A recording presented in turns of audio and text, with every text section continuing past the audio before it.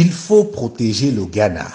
En disant ouvertement non au Fonds monétaire international, le Ghana a pris un risque énorme pour sa stabilité.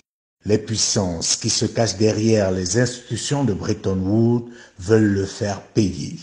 Il faut absolument déstabiliser le Ghana pour sauver le FMI, car le Ghana démontre aujourd'hui que le FMI est plutôt nocif pour nos pays.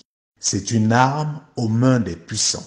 Surtout qu'à bien y regarder, il est difficile, pour ne pas dire impossible, de voir un pays que le FMI a réussi à faire décoller. Au contraire, son passage laisse toujours des ravages. Sans le FMI, le Ghana a pu lever sur la scène internationale 20 milliards de dollars, pratiquement 20 fois ce que lui proposait le FMI qui lui avait un plan d'1 milliard de dollars. Et ceci avec un taux d'intérêt hyper intéressant et sans les contraintes infantilisantes du FMI. Ce pays est aujourd'hui sur la bonne voie. Deuxième producteur d'or en Afrique, le Ghana est devenu récemment un important producteur de pétrole. Si on ajoute à cela son rang de deuxième producteur mondial de cacao, on a des ingrédients solides qui font du Ghana une référence. Mais comme par hasard, peu de temps après s'être délivré du FMI, le Ghana voit ressurgir un vieux démon de la division en son sein.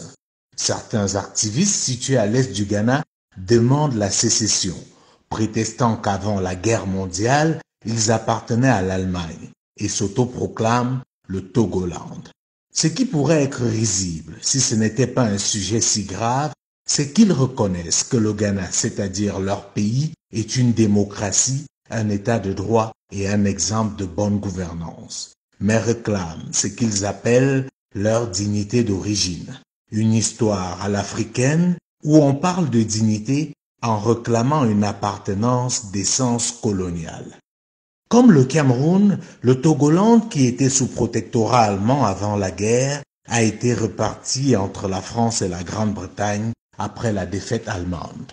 La partie française deviendra le Togo après son indépendance et la partie anglaise sera rattachée au Ghana après un référendum.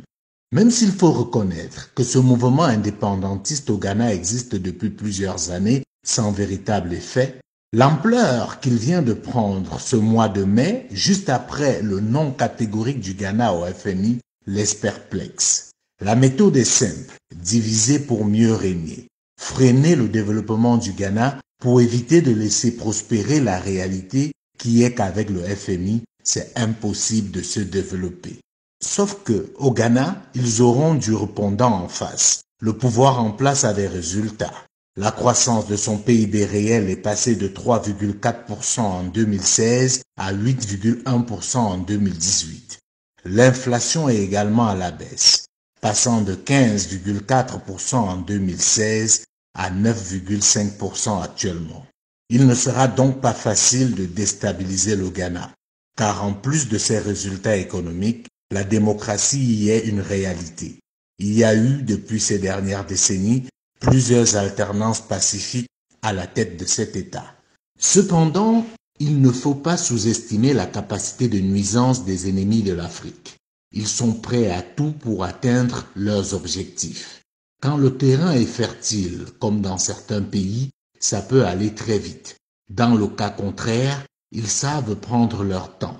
Donc, sans plus attendre, protégeons le Ghana. Son succès éclairera sans doute les anciennes colonies françaises qui sont encore sous l'emprise du FMI.